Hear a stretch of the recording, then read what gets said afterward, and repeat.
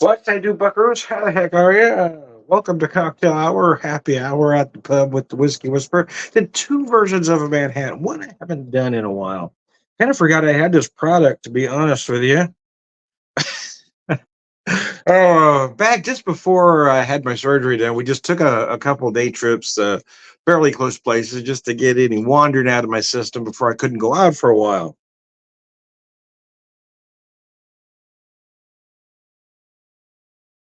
Bear with me here. So on our way home from Branson, we stopped this little tourist trap. And that's exactly what it was, a little tourist trap. But anyway, let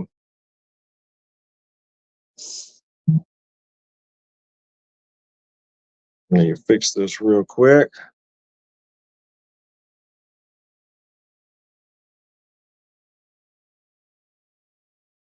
All right, set that down.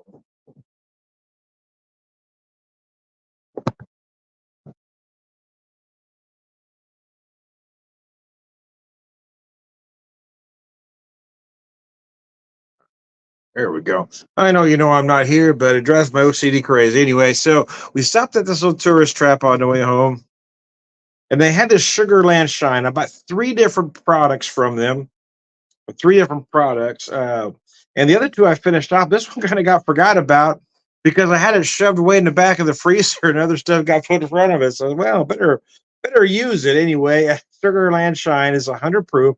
This is Jim Tom's signature moonshine. It is unaged rye, mountain spirits distilled from grain. Show you that bottle. Oh, this lettering is tiny. I'm not sure if I can read that or not. Marvin Jim Tom Hendrick is a legendary moonshiner, master storyteller, and still maker. Nearly 60 years ago, he learned to make moonshine in the Great Smoky Mountains. Anyway, we'll just go with that. So I decided to do a version of a white Manhattan. So I use that moonshine product, that unaged whiskey, some dry vermouth, about a quarter ounce. And for bitters, I decided to use these grapefruit bitters. Did drop a cherry in there to give it just a little color.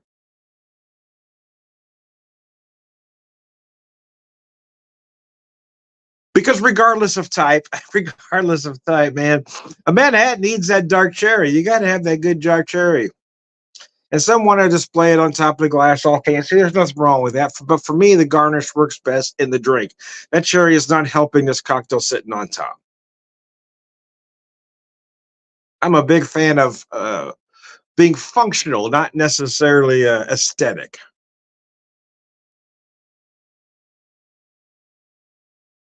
I forgot how good this product was. I did several different cocktails with it, even drank it neat. And then just straight up was just chilled. I got to admit, I do prefer it chilled or straight up as to neat because I like this type of product, this type of whiskey with a little chill on it, but it doesn't necessarily need to be in a Manhattan, an old fashioned, or any cocktail. In fact, I used it several times to make a martini with it, which is basically just product chill. I've done it dirty with some olive juice, but you get the idea.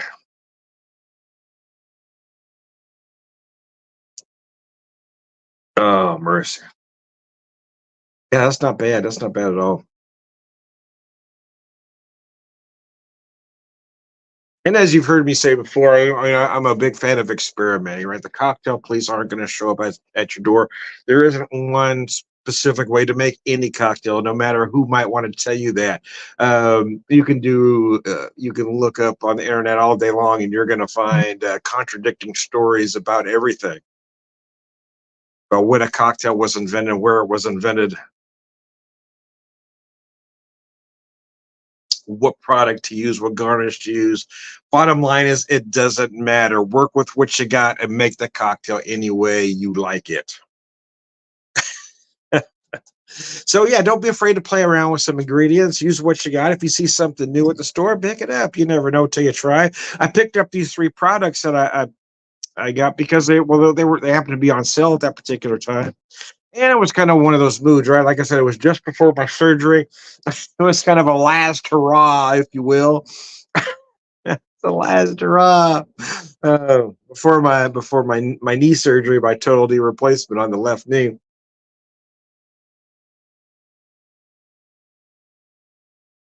But I hadn't done a white in a while, and that is really good, man.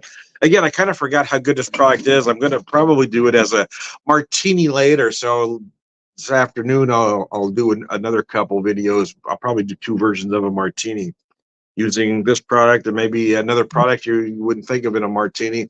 Although I do have a really good gin from Tiakida.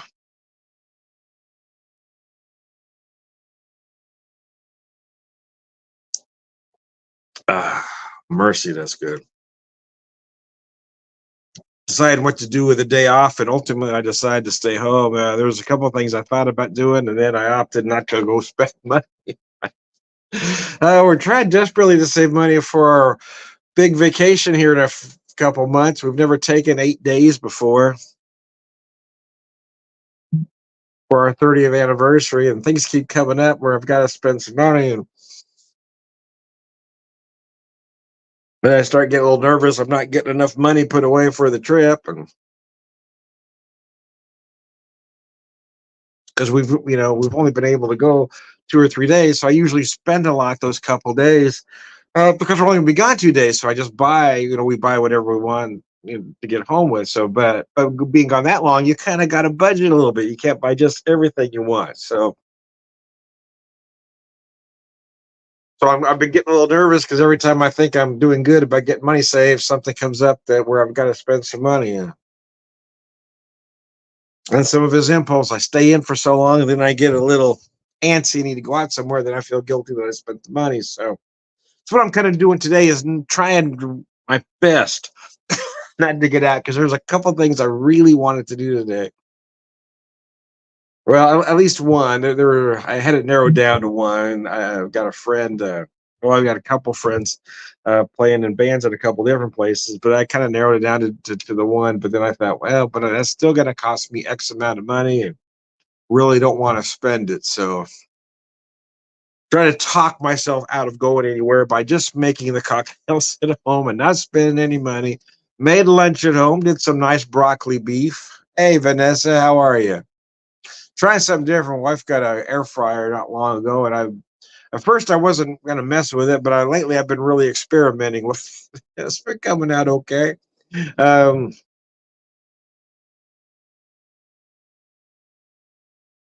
but I had some steaks in the freezer I needed to get out. So in fact, but they were packaged together. They were sent to me by my sister uh, for my birthday. But they're because they're packaged together. But anyway, I'm gonna cook one of them today, one of them tomorrow. So one of them will be dinner, the other one will be breakfast. Because I can dig me some steak and eggs. I just can't afford the $30 it costs or 25 or whatever it costs to have steak and eggs these days. Because I don't like to go out, man. uh,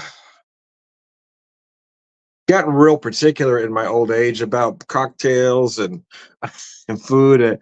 Nobody makes a drink like I make, in my opinion, for me anyway. Um, so I don't like to order cocktails out because they're not going to make it the way I like it. I'm getting to where I don't like to go out to eat anymore because I know they're not going to make it the way I like. I'm getting really, really set in my ways. I'm about to go full curmudgeon. Cooked a turkey yesterday, bringing some sandwiches out to my brother's tractor in a bit. Oh, there you go. That's nice. Yeah, it's kind of so we're going to be gone for 8 days, and I just mentioned that we don't really particularly care to eat out. You're going to be gone for that long; it's really unavoidable. But we typically like to do a lot of kind of charcuterie stuff. So we'll probably make a few things to take with us, and then kind of buy some deli stuff as we go because we really like to. We really like to. And this is going to sound really strange, but we like to hit grocery stores when we're out of town to find stores that have stuff that we don't have where we live, that are traded different.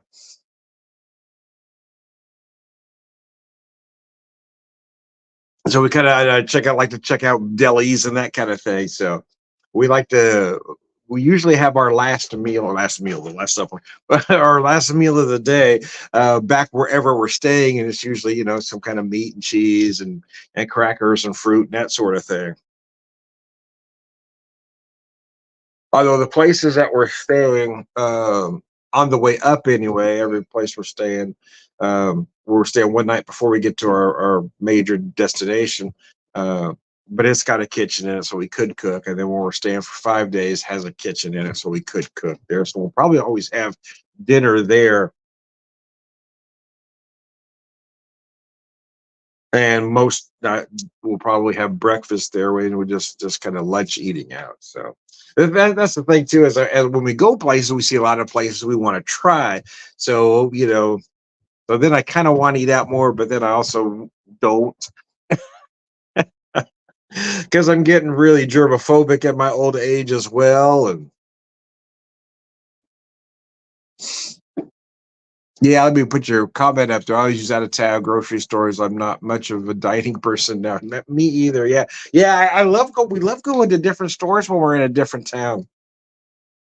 I know that sounds odd to some people, but yeah, because they'll have different things, or it'll just be packaged different than we get here, or different brands. I particularly like to find local butcher shops and delis, butcher shop slash deli. And a few times we've been places last year anyway. It seemed like most towns had a real small butcher shop where you can find just the best stuff. So we like to do that sort of thing, and we'll probably do that while we're out. But there are a handful of restaurants where we're going that I'd really like to try. But we'll probably try to eat most meals where we're staying because it does have a kitchen in it.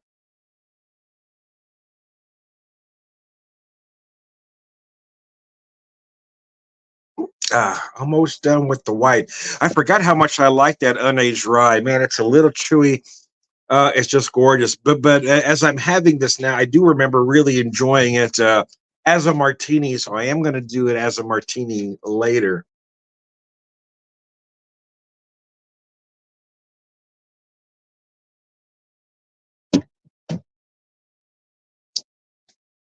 All right, so I've got to jump off camera for a second and grab the I almost said martini, second Manhattan. I'll be right back.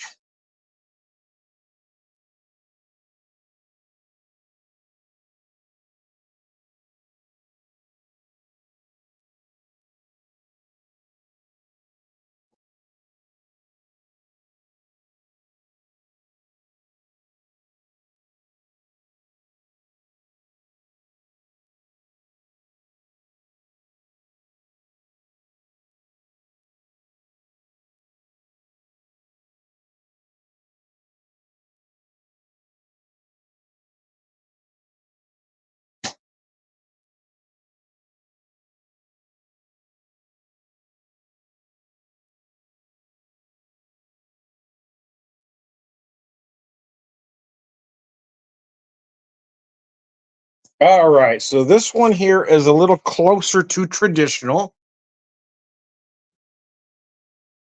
I'm using a high rye bourbon. Some will say you have to use a rye in a Manhattan. I disagree. I don't mind a rye, and I use upon occasion, but I do like a bourbon in a Manhattan as well. But in my opinion, it really has to be a traditional bourbon that uses rye as a secondary. And in this case, I'm using a very high rye bourbon. And when I say that, it's 52% corn, which is barely the bare minimum to be bourbon, and 44% rye. So that's not just a high rye bourbon, that's a high rye bourbon. Anyway, so that's what we're using here is a Huling Station single barrel. It was the Bourbon Society of the Ozarks pick at 113.16 proof. That's real interesting proof there. Here's where I used a little bit of creative license. I didn't use your traditional bitters. I decided to go cherry bitters and really accentuate the cherry. So here we go. And I know these glasses look small, but believe it or not, that's 2.5 ounces of liquor in here. about a half ounce of a sweet vermouth. It holds more than it looks. It's rather deceptive.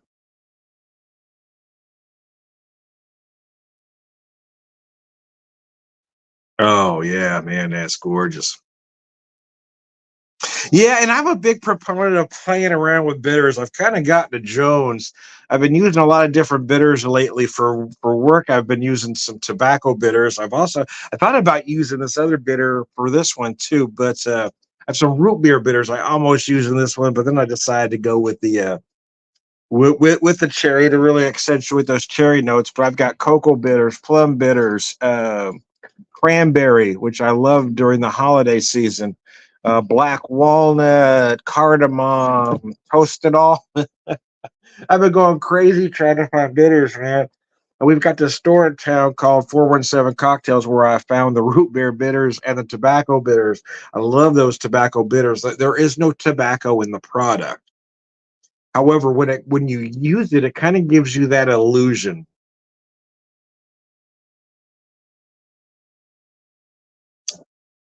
Very manly. Very manly. Anyway, I digress. Oh, that is nice. Yeah, I thought about dropping the root beer bitters in here. So nah, last minute I made the change to really accentuate the cherry and use the cherry bitters. But I need to do something with those root beer bitters. I'm dying to use them. They're really good. It's not really the season for it. I'm gonna wait till fall, but I want to make a like a sassafras simple syrup, do a sassafras and spice simple syrup, do an old fashioned, and then use the root beer bitters for that. Some sort of a root beer old fashioned, if you will. But I ought to try it in a Manhattan. But like I said, it's more of a fall flavor, right?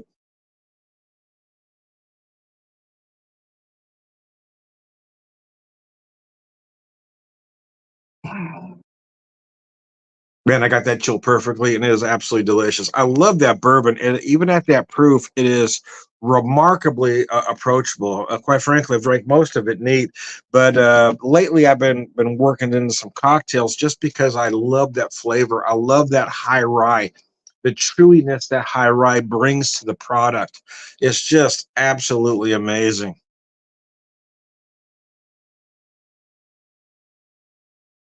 Now I use the grapefruit bitters in the white. If I'd have been thinking about it,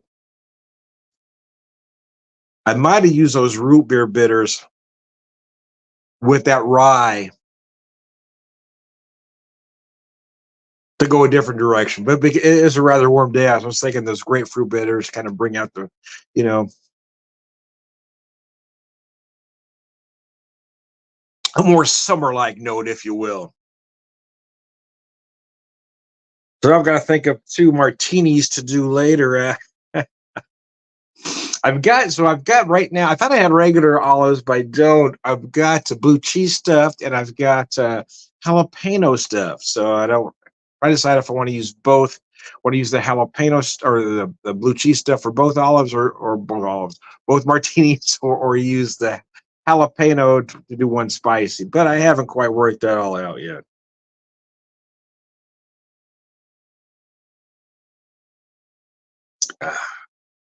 Man, that is delicious. That's really good, man. I want to bring a Manhattan to work, but we're trying to roll out our cocktail program slow, just gradually building the bar, so it's not a big hit all at once because we're a small operation. But I have enjoyed. They've really given me a lot of freedom to just come up with some things. So and I'll admit most of what I do is kind of a variation on a theme. I'm taking an idea, so okay, what if we did it this way? And so far, it's been rather successful.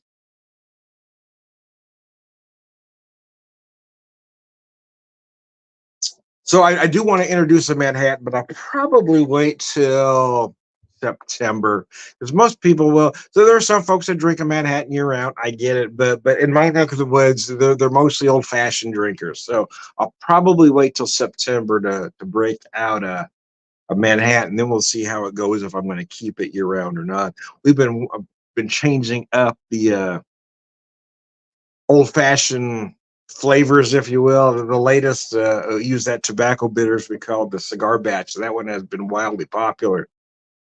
But then I did one a couple months ago. We called the Muffin Man, and that one sold great too. So I may have to reintroduce some of these, and of course we do just a standard old fashioned. Some folks, don't want to get far from tradition, and that's usually how I am too. But I have enjoyed really kind of playing around with some different ideas.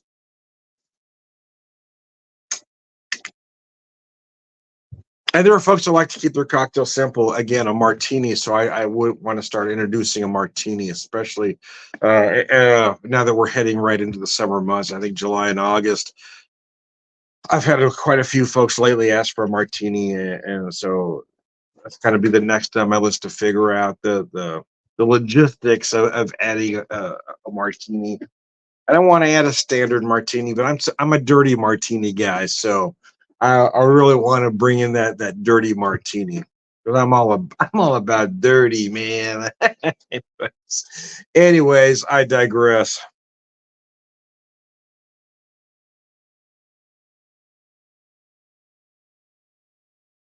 My wife found these glasses. They're the one I used for the other video. This one, both at thrift stores.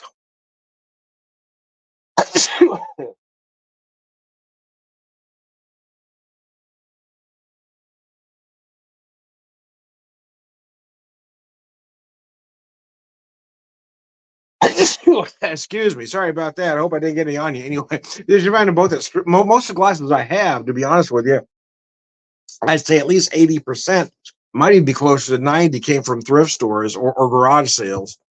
And I like that. But some you find a lot of these classic glasses that nobody's using anymore, and I don't know what they were originally designed for. And like I said, this one's a little deceptive because I mean, again, I've got 2.5 ounces of the liquor with a half ounce of the sweet vermouth. So this is a little deceptive of how much it will hold. So, anyways, I digress. Hey, thanks for tuning in. I'm going to be back after a while.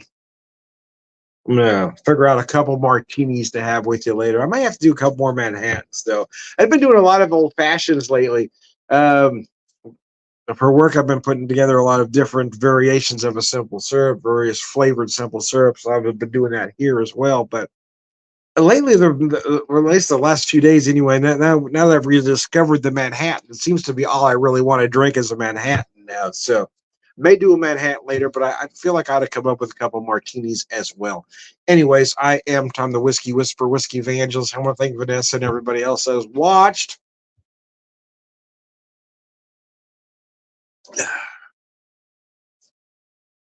Prolific whiskey, drinker, purveyor wisdom, and all around good guy. Sláinte.